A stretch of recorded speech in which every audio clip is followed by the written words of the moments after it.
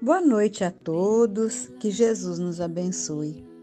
A palestra da noite de hoje, ela tem como tema o bom samaritano.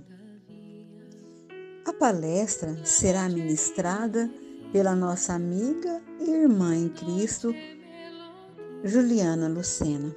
Toda a fala dela será pautada em cima dos ensinamentos do Cristo Jesus, o nosso irmão amigo.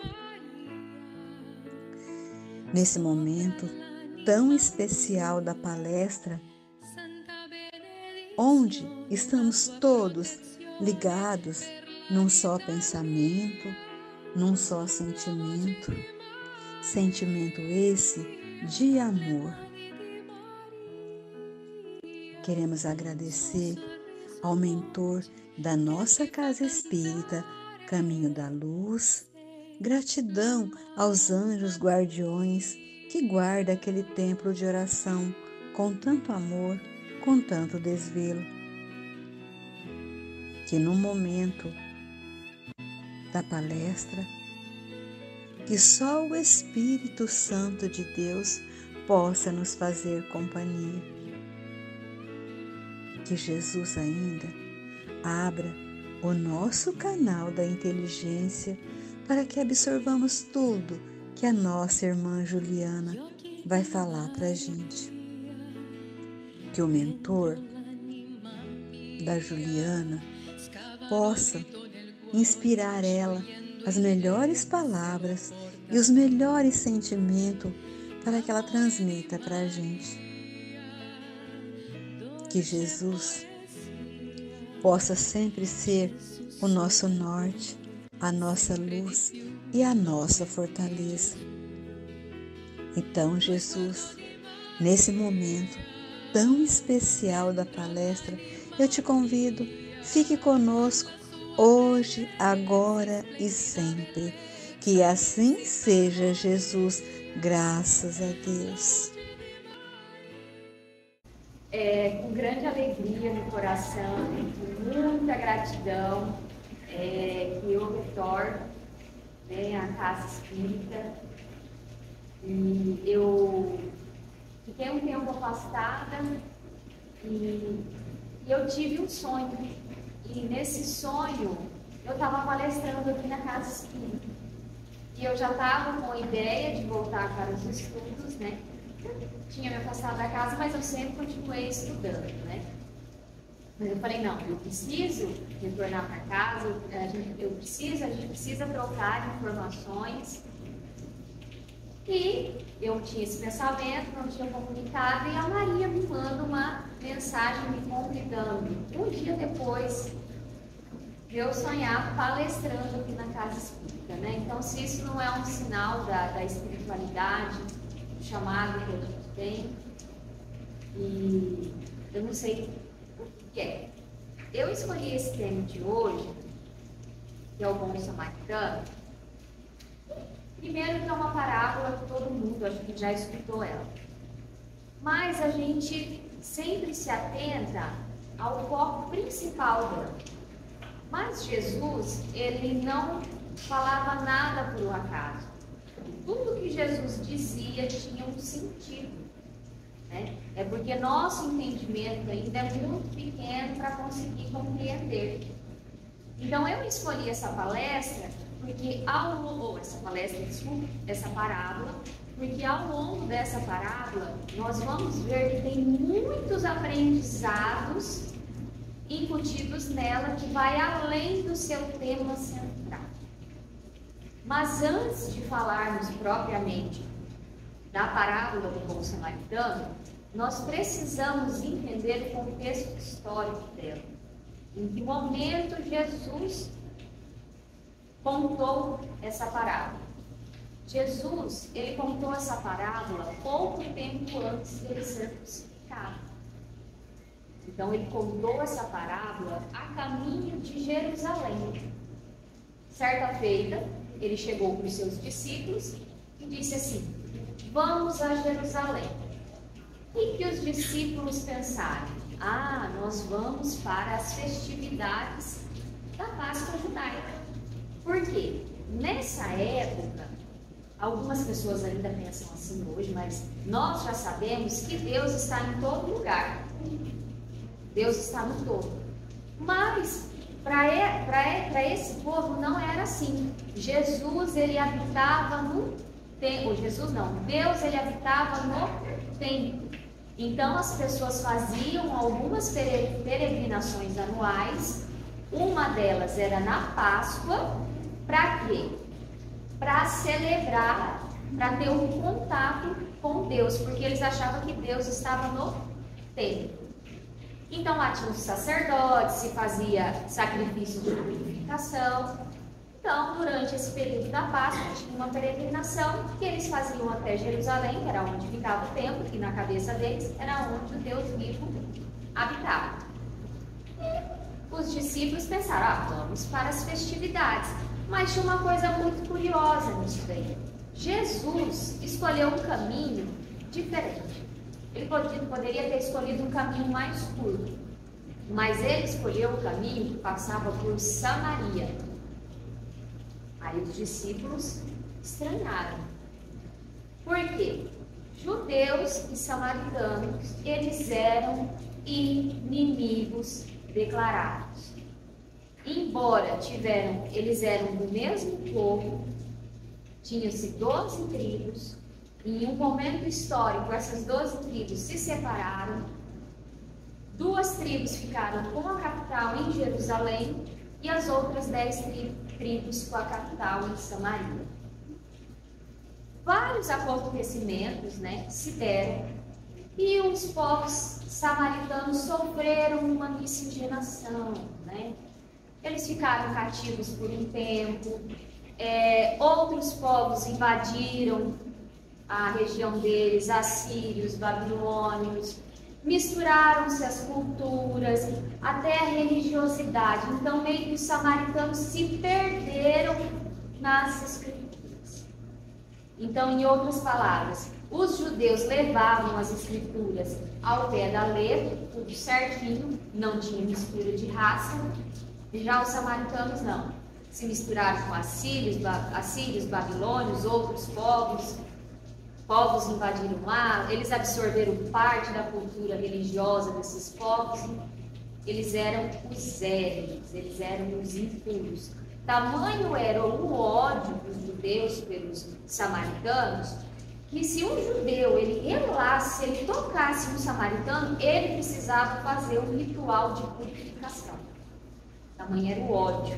Então, eram povos que tinham a mesma origem e em um momento histórico se separaram, por ter modos de vida diferentes, se tinham como inimigo. Mas o povo judeu se considerava superior a eles. E Jesus resolveu passar pela Samaria. Quando Jesus passou por Samaria, por algum povo, umas tribos ali de Samaria, já era de se esperar que eles foram rechaçados. E na época, no Oriente Médio, eles tinham uma lei que não era uma lei escrita, era como se fosse uma lei moral. Quando se tinha viajores, peregrinos, e que essas pessoas passavam e pediam água, comida ou até mesmo abrigo, era meio que uma obrigação moral você assistir essas pessoas. Então era um código moral. Tanto é que quando isso não acontecia, se tinha uma lenda que ia descer fogo dos céus e queimaria a casa daquela pessoa que não assistisse. Porque tudo era muito longe, poucas pessoas tinham acesso a cavalos, então a maioria das caminhadas era feita a pé, então as pessoas tinham-se necessidade. Então, era viável que se ajudasse as pessoas. Mas Jesus e seus discípulos foram rechaçados. 2 apóstolos, eu esqueci o nome, gente, mas um era João Evangelista, 2 apóstolos, um deles era João Evangelista, falou assim: mestre, se você quiser, a gente pede para descer fogo dos céus e queimá-los. Aí Jesus disse: o Filho do Homem não veio para destruir vidas, e sim para renovar. Os apóstolos se calaram. Por quê? Eles estavam com um sentimento de vingança. Eles estavam caminhando com sede, com fome. Era-se o código moral. Já não, eles eram judeus. Os apóstolos eram judeus, de origem judaica. Então já tinha aquele ranço dos samaritanos, porque aquilo não se perdeu só porque se tornaram discípulos de Jesus. E ainda me acontece um negócio desse. Então eles queriam vingança. E Jesus, naquele momento, mostrou para eles que não era o intuito deles. Depois de um longo caminhar, eles chegam num local e lá sim eles poderiam ser assistidos, lá sim eles poderiam receber algum mantimento. Só que os doutores da lei, em sua maioria, não gostavam de Jesus. Já conheciam a fama dele.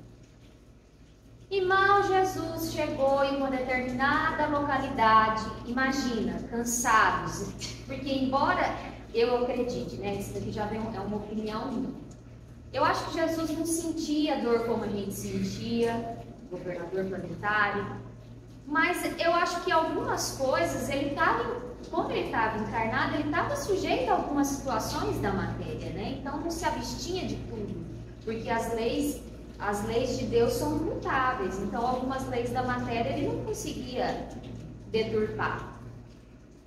Então ele e seus discípulos, depois de dias caminhando, sede, fome, mal chega num lugar, o doutor da lei já vai desafiar Jesus, que é onde ele conta a parábola do bom samaritano. Só um minutinho. Só vai falar sem respirar direito.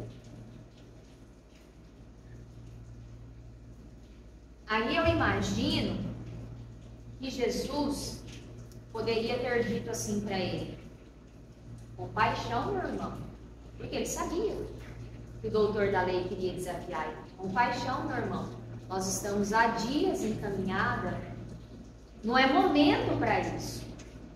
O que Jesus fez? Jesus, acho que já sabendo da intenção que ele tinha, e querendo também dar uma lição aos seus discípulos, ele deixou que o diálogo transcorresse. Aí agora eu vou ler para vocês, tá? Um doutor da lei se levantou e, querendo experimentar Jesus, perguntou. Antes, nós precisamos entender quem eram os doutores da lei. Gente, os doutores da lei, eles tinham uma vida dedicada à leitura das escrituras. É claro que às vezes tinha uns que tinham uma interpretação, outros outra interpretação, mas eles eram mestres nas escrituras, eles estudavam e tinham os seus discípulos. Eram participantes do Sinédrio, que era como se fosse a Suprema Corte da época, né? Então eles meio que comandavam lá. E eram pessoas que tinham muito conhecimento. Um doutor da lei se levantou e, querendo experimentar Jesus, perguntou: Mestre, que devo fazer para herdar a vida eterna? Jesus lhe disse: que está escrito na lei? Como a lês? Olha, né, era o governador planetário, né? O que está escrito na lei? Como a lês? Vocês sabem por quê? Porque é o seguinte: a gente só conhece os 10 mandamentos, mas tem mais de 600 mandamentos na lei de Moisés. É que a gente só conhece aqueles 10. Tinha doutores da lei que, na sua interpretação, você tinha que cumprir os mais de 600 mandamentos para herdar a vida eterna. Aí fica complicado, né? Porque daí não cumpriu um. Tinha mandamento para tudo quanto é coisa que vocês imaginarem, né? Tinha um mandamento assim: se você fosse fazer a colheita da tua roça e uma espiga caísse no chão, você não podia pegar. Aquilo lá era de quem precisasse. Dá para cair no chão? Não. Caiu no chão, era um mandamento. Aquilo que caiu no chão tinha que ficar para os pobres, para quem precisasse. Então, tinha uns que achavam que você tinha que cumprir os 600. Outros já falavam: não, acho que era 614, se não me falha a memória. É muito. Os 10 mandamentos já é suficiente. Mas Hilel, que era avô de Gamaliel, quem não sabe, Saulo de Tarso, posteriormente, Paulo, foi discípulo dele. Quem leu a obra Paulo e Estevão sabe a grandiosidade desse homem já na época de Gamaliel. Hilel, que era avô dele, já tinha um outro pensamento. Hilel achava o seguinte: se você amasse a Deus sobre todas as coisas e o próximo como a si mesmo, isso bastava. Não, porque os 10 mandamentos, todo o resto já estava incutido nesses 2 mandamentos. E daí o doutor da lei concordava, porque ele falou: amarás o Senhor teu Deus de todo o teu coração e com toda a tua alma, com toda a tua força e com todo o teu entendimento, e o teu próximo como a ti mesmo. Jesus lhe disse: respondeste corretamente, faz isso e viverás. Só que o doutor da lei, ele queria contenda, ele queria discórdia, ele queria discutir com Jesus. E agora eu quero pegar um ponto com vocês. Eu aprendi uma coisa nessa vida, mas às vezes eu desaprendo. Mas eu aprendi que é o seguinte: às vezes as pessoas, elas nos procuram porque elas não querem entender. Elas não querem entender.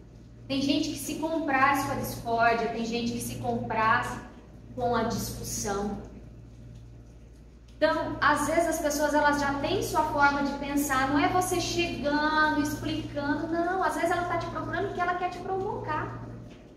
E às vezes ela já é tão hábil nisso que você vai sair perdendo, você vai sair desgastado. Então, nós precisamos ser astutos, nós precisamos ter inteligência e entender quando as pessoas, elas querem se entender com a gente ou quando elas querem causar discórdia, desunião e causar um desgaste energético, emocional na gente que não tem tamanho. Então a gente precisa entender. E esse doutor da lei, ele queria isso, ele queria um embate com Jesus. Mas Jesus não é, ele era firme quando tinha ser, mas Jesus não era homem de bate-boca. Ele, porém, querendo justificar-se, disse a Jesus: e quem é meu próximo? Por que ele fez essa pergunta? Porque também se tinha uma discussão de quem que era o próximo na época. A maioria dos estudiosos das escrituras diziam o quê? Que o próximo era o judeu. Então, o próximo do judeu é o judeu. Romano não era próximo. Samaritano, muito menos. Próximo de judeu era judeu. Então, meu compromisso... Ah, você é judeu? Então, meu compromisso é com você. Você não é judeu. Você não é meu próximo. E Léo, vô de Gamaliel, também já pensava diferente.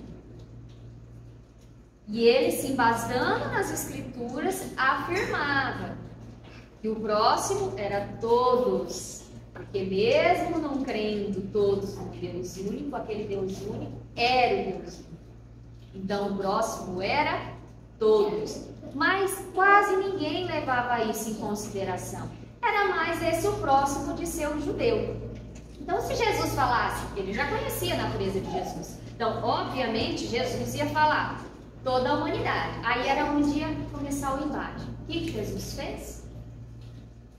Falou: eu vou contar uma história embasada no cotidiano dele e ele vai entender o verdadeiro sentido de quem é o próximo. E Jesus começou. Certo homem descia de Jerusalém para Jericó e caiu nas mãos dos assaltantes. Eles arrancaram-lhe tudo, espancaram-o e foram-se embora, deixando-o quase morto. Isso é muito importante. Vocês sabem por quê? Porque na época as vestes das pessoas dizia muito respeito à classe social, a que região elas pertenciam, qual era a profissão delas. E os bandidos foi lá, arrancou tudo, deixou o homem nu. Então, pela roupa, você não podia dizer o que ele era. Se ele era samaritano, se ele era judeu, se ele era sacerdote, se ele era levita, o que ele era. Não dava para dizer. E ele ficou semi-morto. Então, ele ficou inconsciente, ele não dava para ele falar também. Ah, eu sou isso, eu sou aquilo, ou perceberem pelo sotaque dele, pelo dialeto dele, o que ele era.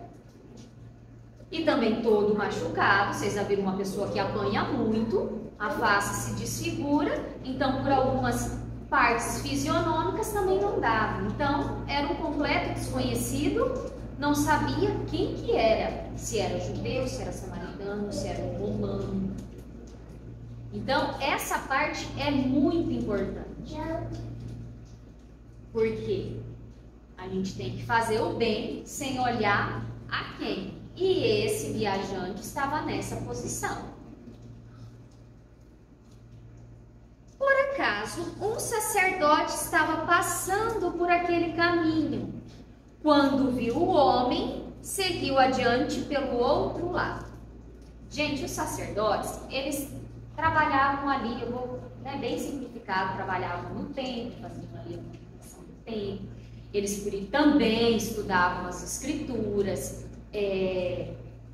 faziam os sacrifícios lá de purificação. É o mesmo pensamento que a gente tem hoje, né? O mediador entre a divindade e o homem. Quando ele passou e viu o homem semi-morto, ele foi para o outro lado. Na época, era assim: se o sacerdote relasse em um homem morto, uma pessoa morta, ele precisava fazer um ritual de purificação muito severo, muito trabalhoso. Então, na hora que ele passou, que ele viu o homem, ele falou o quê? Se esse homem estiver morto, ele não quis nem saber quem que era. Depois eu vou ter que fazer um ritual, o que o povo vai pensar de mim, que eu vou estar impuro? Ele só pensou nele. Não é errado a gente pensar na gente. Nós temos que pensar em nós, porque nós precisamos estar bem para ajudar os outros. Mas a gente precisa analisar as situações. Um dos motivos foi essa situação do ritual de purificação, e você tinha uma pessoa ali precisando de ajuda. Então, o que é mais importante numa hora dessa? É óbvio que é a vida de outro ser humano. Mas ele não pensou assim. Mesmo tendo todo o conhecimento da lei, mesmo sendo um mediador entre Deus e os homens, mesmo estando a serviço de um templo, quando eles na época achavam que naquele templo Deus habitava. E isso não foi o suficiente para quebrantar o coração dele. E o que ele fez? Eu acho interessante que fala que ele foi para o outro lado. Ele nem passou perto.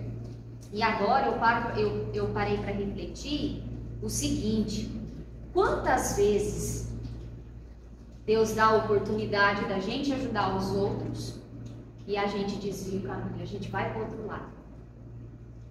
Quantas vezes? Porque nós não sabemos do nosso passado. Graças a Deus a gente não lembra o que fez nas outras existências. Graças a Deus. Deus coloca esse véu do esquecimento. Que eu acho que se nós soubéssemos, a gente acho que não desperdiçar. Não, primeiro que a gente ia ficar louco, né? Mas se a gente conseguisse manter a lucidez, a gente não ia desperdiçar uma oportunidade de fazer o bem. Então, esse sacerdote, ele estava indo, provavelmente ele estava indo para o local, entre aspas, de trabalho dele. A oportunidade se fez, veio para ele fazer o bem, e ele desviou. Então vamos abrir os olhos para a nossa vida. Vamos observar as situações que chegam no nosso dia a dia de ajudar o próximo. Não vamos fazer igual esse sacerdote, se desviar, fingir que não veio. Não, se eu fazer isso, o povo vai pensar de mim. Onde a caridade ela é muito discutida, ela é pouco feita. Então a gente precisa pensar melhor nisso daí. O mesmo aconteceu com o levita. Chegou ao lugar, viu o homem, seguiu adiante pelo outro lado. O levita, ele era um ajudante do sacerdote. Então também era um homem que estava dentro do templo. Ele também conhecia as escrituras. E, seguindo o mesmo que o sacerdote, seguiu o mesmo exemplo. Deixou para o outro lado e fingiu que não viu. Quantas vezes a gente finge não ver as dores dos outros? Mas um samaritano, o herege, o impuro, o digno de repulsa, que estava viajando, chegou perto dele, viu e moveu-se de compaixão. Ele viu aquele homem e ele sentiu compaixão. Ele pensou, meu Deus, olha a situação. Muitas vezes na nossa vida, a gente também é movido a compaixão. Volto a falar nessa questão de ajudar. A gente é movido a compaixão. Mas ser só movida a compaixão não adianta. Claro que você ter pena já é uma grande coisa. Já é um sinal, né? Sinal que já tem alguma coisa ali mudando dentro de você. Mas sua pena, sem nenhuma ação, não vai mudar a realidade de ninguém. E agora aqui eu quero citar um exemplo de uma causa que está muito em alta, mas que nós espíritas que estudamos a importância dos animais na nossa existência, que são os nossos irmãos, sim. Quantas vezes eu às vezes escuto as pessoas falando assim, eu passei, eu vi um bichinho abandonado, me deu uma dó. Tá, você deu dó, mas fez alguma coisa? Eu não posso levar para casa. Tudo bem, às vezes não pode mesmo, tem alergia. Mas sabe aquela mulher lá da esquina que tem um monte de gato que ela resgata? Então, você não pode ter gato na tua casa, mas você já foi levar um saco de ração para ela? Sabe aquele grupo de pessoas que cuida dos bichinhos aí abandonados da rua, que fica postando lá no Face? Gente, por favor, me ajude. Você doou pelo menos R$5? Mas eu não gosto de bicho. Realmente, ninguém é obrigado a gostar. Mas sinto te dizer, você já foi um bicho. Quem estuda a doutrina espírita, a gente já passou pelo reino animal. Não se compraz em se ajudar os animais? Vamos ver as associações que ajudam as pessoas. Então, eu não tenho aquela impulsão de ir na casa das pessoas. Eu compreendo, eu também não tenho. Mas tem gente que tem. Então, se a gente não tem coragem, vamos ajudar quem tem coragem. Porque a gente vai estar ajudando da mesma forma. Mas eu não tenho. Não posso ajudar financeiramente. Mas você pode se calar no momento oportuno, então. Porque às vezes o silêncio também é uma caridade.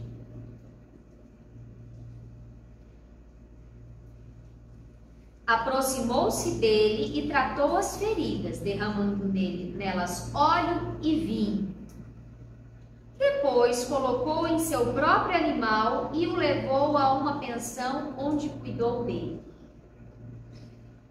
No dia seguinte, pegou 2 denários e entregou-os ao dono da pensão, recomendando: toma conta dele, quando eu voltar, pagarei o que tiveres gasto a mais. Então aqui eu fico com aquela mensagem assim da sabedoria. A gente também fala muito em ajudar, mas a gente precisa ter sabedoria em ajudar. Porque muitas vezes as pessoas elas estão em determinados buracos, em determinadas situações, porque elas se colocaram lá conscientemente.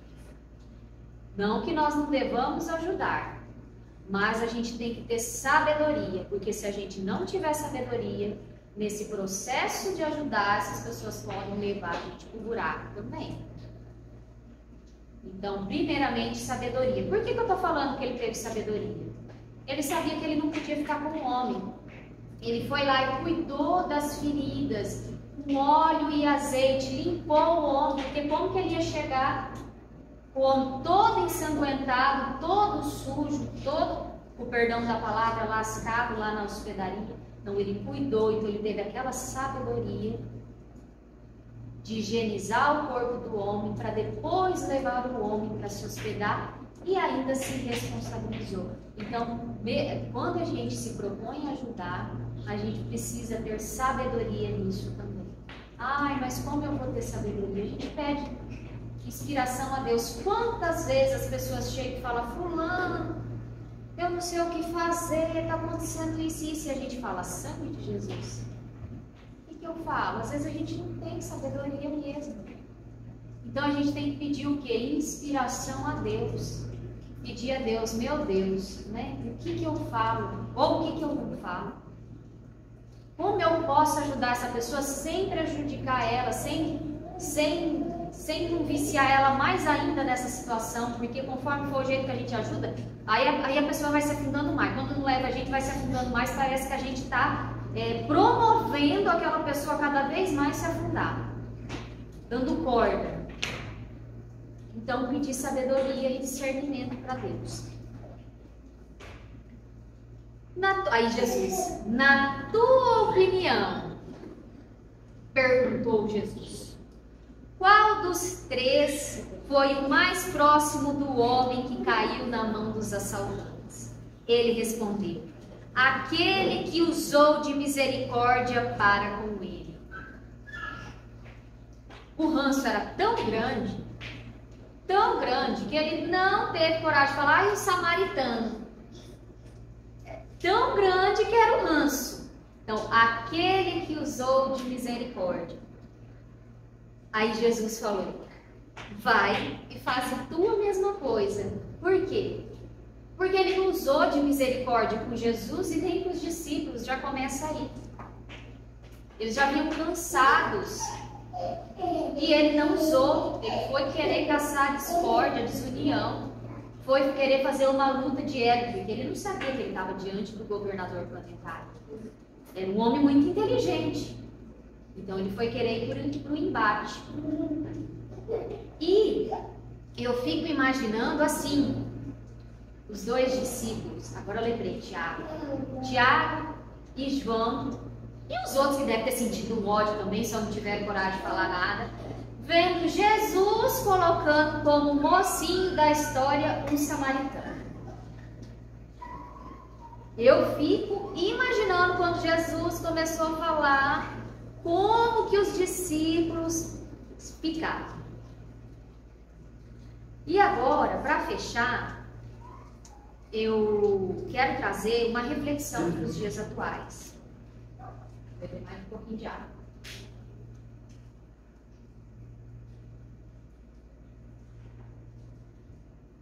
Não são nossas vestes,